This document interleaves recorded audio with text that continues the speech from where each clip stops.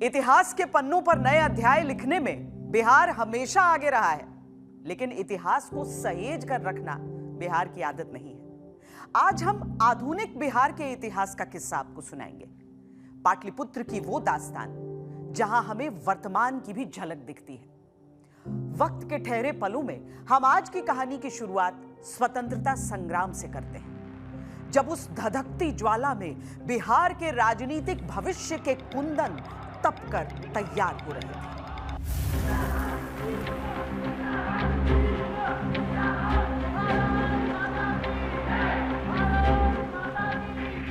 आजादी की इस जंग में बिहार के युवा अपना सब कुछ कुर्बान कर रहे थे। एक तरफ खुदीराम बोस और प्रफुल्ल चाकी जैसे नौजवान थे, जिन्होंने हंसते हंसते मौत को गले लगा लिया। मैं अब अपील नहीं करना चाहता, मुझे फांसी की सजा मंजूर। कैसी बातें कर रहे हो खुदीराम? तुम्हारी जान इतनी सस्ती नहीं है। हम अपील जरूर करेंगे। मेरी जान का मोल मेरे देश से बड़ा नहीं। दूसरी तरफ नौजवानों की एक ऐसी पीढ़ी जो महात्मा गांधी से प्रभावित थी। आजादी के आंदोलन में बिहार के 3 बड़े नेता उभरे। बाबू राजेंद्र प्रसाद जो भारत के राष्ट्रपति हुए, श्री बाबू, अनुग्रह बाबू। श्री बाबू बाद में मुख्यमंत्री बने, अनुग्रह बाबू उप मुख्यमंत्री बने, वित्त मंत्री बने। राजेंद्र बाबू, अनुग्रह बाबू गांधी जी के साथ थे चंपारण सत्याग्रह। दोनों बहुत ही सुलझे हुए मर्यादा पुरुष थे नेता में।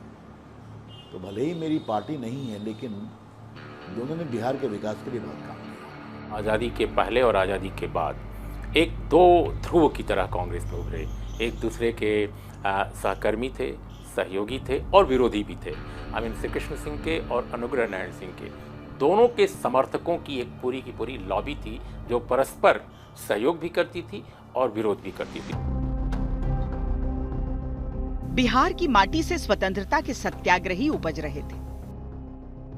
डॉक्टर राजेंद्र प्रसाद, बाबू जगजीवन राम, श्री कृष्ण सिन्हा, अनुग्रह नारायण सिंह, जयप्रकाश नारायण, ऐसे महापुरुष जो बिहार ही नहीं समूचे भारत के नायक थे।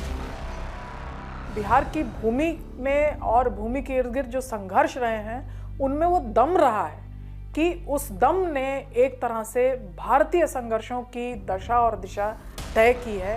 राजेंद्र बाबू जब छपरा स्कूल से मैट्रिक किए तो टॉप किए थे। उस समय कलकत्ता बोर्ड था। तो राजेंद्र बाबू आज के बिहार, आज के झारखंड, आज के उड़ीसा, आज के बंगाल, आज के बांग्लादेश और आज के आसाम में टॉप किए थे। बाकी वो टॉपर थे हमारे कलकत्ता में भी, लॉ में, आपके ग्रेजुएशन में। और वहाँ वकालत शुरू करने के बाद जब वो पटना आए थे 16 में, तो 20 में उन्होंने अपनी वकालत छोड़ दी। और लोग बताते हैं कि उनकी उस समय की वकालत 15-20 हज़ार रुपये की थी पर मंथ। 15-20 हज़ार उस समय का आज कितना हो गया आप समझ सकते हैं। बाबू जगजीवन राम भी थे, वो अनुसूचित समाज से आते थे, लंबे समय तक मंत्री रहे। और मैं तो हमेशा 71 की लड़ाई में जिस तरह से उन्होंने डिफेंस मिनिस्टर के रूप में काम किया, बहुत बड़ा काम किया। लेकिन पाटलिपुत्र की भूमि भी कमाल है। जिस माटी ने देश को पहला पिछड़ी जाति का सम्राट चंद्रगुप्त मौर्य दिया, वहां जातिवाद रग रग में समाया रहा। एक तरफ चल रही थी आजादी की लड़ाई, दूसरी तरफ जमींदारी और छुआछूत के विरोध में भी आवाजें बुलंद होती रहीं। अनुग्रह बाबू को जब गांधी जी ने आश्रम में रखा काम करने के लिए, तो उस समय तक अनुग्रह बाबू लिखते हैं मेरे संस्मरण में कि उस समय तक उन्होंने कभी बर्तन नहीं धोया था। नीचे का वो जो काम सब था वो करना नहीं जानते थे। तो कहा कि पहले नज़र में वो उन्हें अच्छा नहीं लगा, क्योंकि जहाँ से वो आए थे वो पृष्ठभूमि उन्हें रोक रहा था। बड़े छोटे का एक सोच था, छुआछूत तो थी, और उसमें गांधी का रचनात्मक कार्यक्रम बड़ी महत्वपूर्ण भूमिका निभाई। इस बीच गांधी जी की कोशिशों और बदलते अंतर्राष्ट्रीय परिवेश के बीच अंग्रेजों की हुकूमत का अंदाज भी बदल रहा था। 1936 में बिहार के पहले प्रांतीय चुनाव होने वाले थे और सियासत में जातीयता की आहट सुनाई देने लगी। दशकों से कंधे से कंधा मिलाकर आजादी की लड़ाई लड़ रहे श्री कृष्ण सिंह और अनुग्रह नारायण सिंह में प्रदेश की अगुवाई कौन करेगा, इसे लेकर खींचतान मच गई। इन नेताओं में कौन बने मुख्यमंत्री, इसको लेकर काफी हंगामा था, क्योंकि केंद्रीय जो असेंबली थी उसके मेंबरान दोनों थे, अनुग्रह नारायण सिंह भी थे और श्री कृष्ण बाबू भी थे। अबुल कलाम आज़ाद और जो दूसरे और कई टॉप नेता थे कांग्रेस पार्टी के, वो ये नहीं चाहते थे कि केंद्रीय स्तर पर जो नेता सक्रिय हैं उनको वहां ले जाया जाए। राजनीतिक विरोध के बावजूद दोनों का व्यक्तिगत लगाव बहुत ज्यादा था। इन दोनों ने बिहार के विकास के लिए बहुत काम किया। और एक बात कभी नहीं समझिए आप, जब श्री बाबू थे यहाँ के हमारे मुख्यमंत्री, तो बिहार एक बहुत ही वेल गवर्न्ड स्टेट था। दरअसल बिहार की राजनीति में हमेशा से ही जाति की महत्वपूर्ण भूमिका रही है। श्री कृष्ण बाबू भूमिहार नेता थे, अनुग्रह नारायण सिंह राजपूत। दोनों के समर्थकों ने पद के लिए एड़ी चोटी का जोर लगा दिया। आखिरकार डॉक्टर राजेंद्र प्रसाद को नेता पद के चयन के लिए अधिकृत किया गया। जातीय गुटों में जमकर ठनी जीमूत वाहन सेन ने तो राजेंद्र प्रसाद को ही प्रीमियर बना देने का प्रस्ताव रख दिया। बिहार में नेता के चयन के सवाल पर जो भूमिका डॉक्टर राजेंद्र प्रसाद ने अदा की, वही भूमिका सरदार पटेल ने बंबई में निभाई थी। कहना गलत नहीं कि डॉक्टर राजेंद्र प्रसाद से लेकर बिहार के सभी प्रतिष्ठित नेता अपने अपने जातीय संगठन से जुड़े हुए थे। यही नहीं, उच्च जातियों से अलग पिछड़ों के भी जाति संगठन थे। बिहार में सामाजिक बराबरी का आंदोलन तो लंबे समय से चल रहा था, लेकिन 1930 के दशक में ये राजनीतिक शक्ल ग्रहण करने लगा था। सामाजिक आंदोलन की बागडोर त्रिवेणी संघ के हाथों में थी। 32 के दरमियान में बिहार के अंदर जो है वो त्रिवेणी संघ एक चला, वो दलितों के खिलाफ। ये जो बैकवर्ड अभी ये जो है कुर्मी, कोयरी और यादव, इन लोगों का एक संगम बना कि त्रिवेणी संघ। त्रिवेणी संघ उन्होंने उस वक्त एक मूवमेंट चला यहाँ कि ये जो हम दलित, ये बैकवर्ड लोग हैं, हम लोग जो है वो हम भी जनेऊ पहनेंगे, हम भी जो है सवर्ण के यानी ब्राह्मणवाद के खिलाफ वो मूवमेंट। 1937 के चुनावों के लिए त्रिवेणी संघ के नेताओं ने डॉक्टर राजेंद्र प्रसाद को पिछड़ी जाति के प्रत्याशियों की एक सूची सौंपी, लेकिन कांग्रेस ने उस पर ध्यान नहीं दिया। असेंबली में दलित नेता बाबू जगजीवन राम जरूर शामिल थे, लेकिन उन्हें मंत्रिमंडल में जगह नहीं दी गई। जगजीवन राम की खासियत ये थी कि एक तो बहुत ही सामान्य परिवार से आए थे, जो उस समय का दौर अगर आप देखें तो अधिकतर जो नेता बन के गए थे जमींदार या सुभ्रांत घर से गए थे।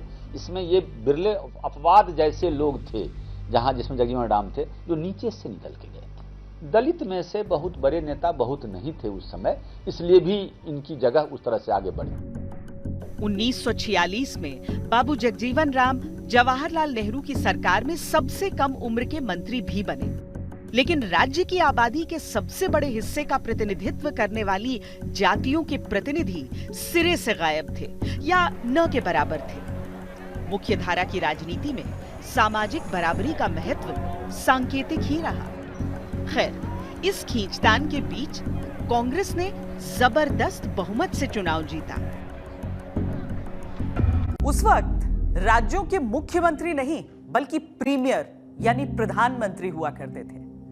श्री कृष्ण सिंह बिहार के प्रधानमंत्री और अनुग्रह नारायण सिंह उनके डिप्टी नियुक्त किए गए, लेकिन सालों से एक साथ आजादी की लड़ाई लड़ने वालों के बीच भी वर्चस्व की कड़वाहट घुल चुकी थी। अनुग्रह बाबू ज्यादा विशाल हृदय के आदमी थे। वो संकीर्ण राजनीति में नहीं जाते थे। उन्होंने हमेशा विशाल हृदय का परिचय दिया। इसीलिए बिहार में गांधी के सबसे प्रिय लोगों में अगर इतिहास को आप देखें तो अनुग्रह बाबू थे। और अनुग्रह बाबू एक बेटर एडमिनिस्ट्रेटर, एक बेटर राजनेता, वो राजनेता थे जिन्होंने हर जगह राज्य के हित में अपने व्यक्तिगत हितों को कुर्बान किया। बिहार की राजनीति में श्री कृष्ण सिंह को बिहार केसरी कहा जाता था और अनुग्रह नारायण को बिहार विभूति। आजादी के बाद से बिहार के विकास के लिए इन दोनों ने साथ साथ खूब काम किया। विकास की समीक्षा के लिए जब तत्कालीन प्रधानमंत्री पंडित जवाहरलाल नेहरू ने पॉल एच एपलबी को अलग अलग राज्यों के दौरे पर भेजा, तो अपनी रिपोर्ट में उन्होंने बिहार को सर्वश्रेष्ठ शासित राज्य घोषित किया था। बरौनी में थर्मल पावर प्रोजेक्ट लगा, फर्टिलाइजर कंपनी रिफाइनरी लगी। साउथ बिहार में पहले टिस्को हुआ करता था, वो एक्सपैंड होकर के टेल्को बना। बोकारो स्टील प्रोजेक्ट लगा, HCL हेवी इलेक्ट्रिकल HEC बनी। एजुकेशन के फील्ड में Bihar Birla institute of technology Mesra Ranchi के पास वो स्टैब्लिश हुई। यानी कि ये जो 14 साल थे, पहले 14 साल इंडिपेंडेंस के, उन 14 सालों में बिहार ने बहुत ज़्यादा विकास के काम किए। लेकिन पद को लेकर एक खामोश सी तनातनी कायम रही। आजादी के बाद हुए पहले चुनाव में टिकट बंटवारे को लेकर मुख्यमंत्री और डिप्टी सीएम आमने सामने थे। तनाव इतना बढ़ा कि नेहरू ने दोनों को दिल्ली तलब कर लिया। इसके बावजूद छीछा लेदर इतनी हुई कि अखबारों में भी खूब थू-थू हुई। इस तरह का विवाद, इस तरह की लड़ाई पॉलिटिकल पार्टियों में, पार्टी के अंदर चलता रहता है और ये केवल बिहार की बात नहीं है, देश भर में ये लागू है। दरअसल आजादी के बाद से डॉक्टर राजेंद्र प्रसाद राष्ट्रपति के तौर पर केंद्र की ओर प्रस्थान कर चुके थे। जगजीवन राम भी केंद्रीय मंत्रिमंडल का हिस्सा थे। जयप्रकाश नारायण का तो कांग्रेस से मोहभंग 1934 में ही हो गया था। वो सोशलिस्ट पार्टी का हिस्सा थे। बिहार की राजनीति में अब केवल दो धुरी थी, बाबू श्री कृष्ण और अनुग्रह बाबू। बिहार ने उस दरमियान भी भारत को बहुत अच्छे नेतृत्व दिया, लीडरशिप दिया, जिनमें ये दोनों बड़े महान आदमी थे और उनके योगदानों के कारण ही बिहार आगे बढ़ा है। शुरुआत में जिस तरह से हम लोग कहते हैं पंजाब में प्रताप सिंह कैरो ने आगे किया, उस तरह से अनुग्रह बाबू और श्री बाबू की जोड़ी ने बिहार को प्रोग्रेस के रास्ते पर आगे बढ़ाया। जातीयता के मुद्दे को लेकर जयप्रकाश नारायण और श्री कृष्ण बाबू के बीच का पत्राचार काफी चर्चित है। जेपी ने श्री कृष्ण सिंह को एक पत्र में लिखा, महेश प्रसाद सिन्हा और केबी सहाय 1957 का चुनाव हार गए। सहाय को कुछ भी नहीं मिला, पर महेश बाबू राज्य खादी बोर्ड के अध्यक्ष बना दिए गए। आप मुझसे बेहतर जानते हैं कि बिहार की राजनीति कितना नीचे गिर चुकी है और कितना भ्रष्टाचार पनप चुका है। आप और अनुग्रह बाबू के बीच प्रतिद्वंदिता के कारण राज्य में जातीयता ने खतरनाक स्वरूप ग्रहण कर लिया है।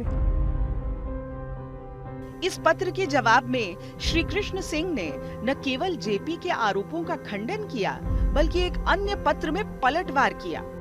उन्होंने लिखा, जेपी भी जात पात से ऊपर नहीं उठ पाए। वो चाहते हैं कि उनकी ही कायस्थ जाति के केबी सहाय को मैं अपना उत्तराधिकारी बना दूं। केबी सहाय अत्यंत सक्षम मंत्रियों में माने जाते थे। हालांकि वो मुख्यमंत्री हुए तो उन पे गंभीर आरोप लगे, उनके मंत्रिमंडल पे लगे, उनके कामकाज के खिलाफ आंदोलन हुआ। तो उनके संबंध में कोई पत्र जिसमें केबी सहाय का उल्लेख था, वह श्री कृष्ण बाबू को जयप्रकाश जी ने लिखा था। अनुग्रह बाबू जुलाई 1957 में चल बसे, लेकिन सियासी खींचतान में केवल किरदारों का फर्क आया। अपना कार्यकाल खत्म होने से पहले ही 1961 में श्री कृष्ण सिंह का भी निधन हो गया। बिहार के पहले मुख्यमंत्री जिन्होंने लगातार 23 साल तक बिहार पर शासन किया। बिहार की राजनीति में काफी कुछ बदल रहा था और वो भी बेहद तेजी से। आजादी के बाद के पहले चुनावों में सोशलिस्ट पार्टी की हार से आहत जयप्रकाश नारायण ने राजनीति से संन्यास ले लिया था, लेकिन जीत पर जीत के बावजूद कांग्रेस का ग्राफ भी लगातार गिर रहा था। 1957 के चुनाव में कांग्रेस की सीटें घटकर 210 हो गई थीं। 1962 में सीटें 185 रह गईं।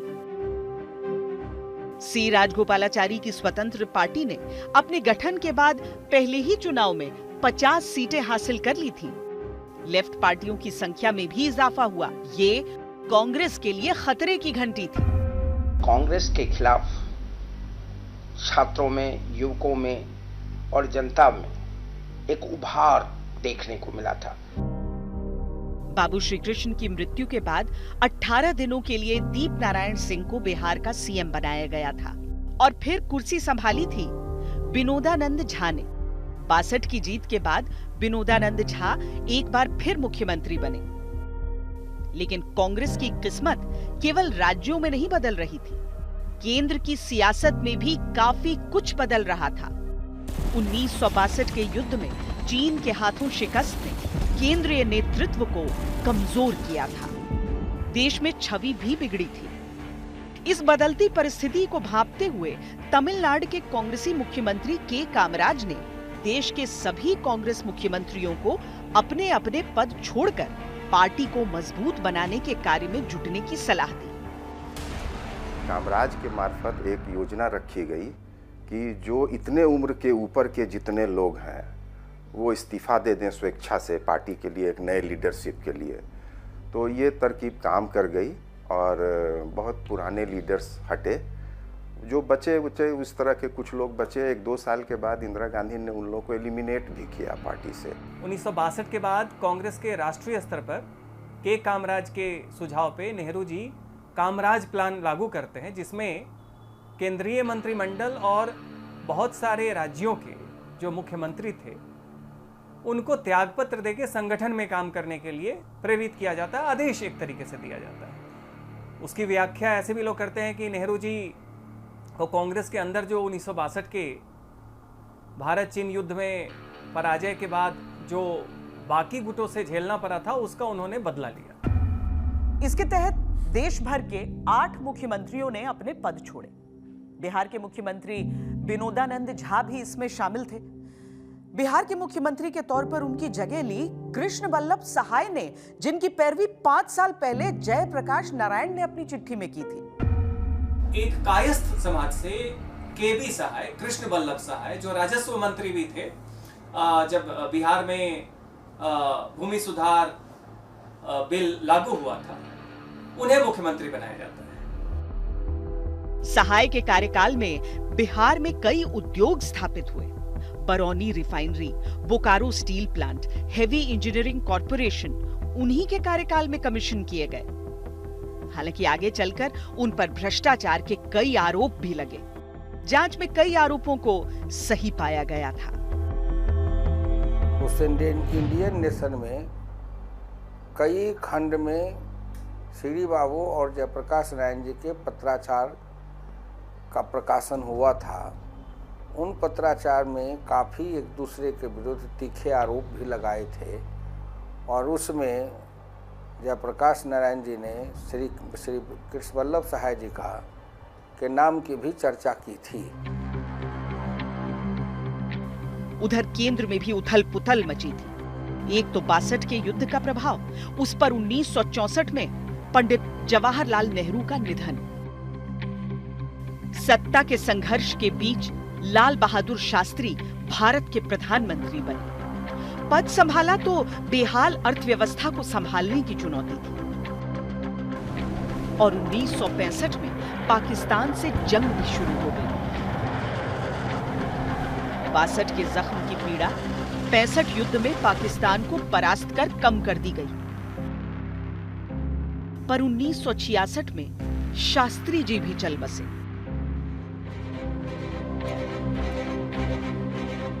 सत्ता की बागडोर इंदिरा गांधी के हाथों में आ गई।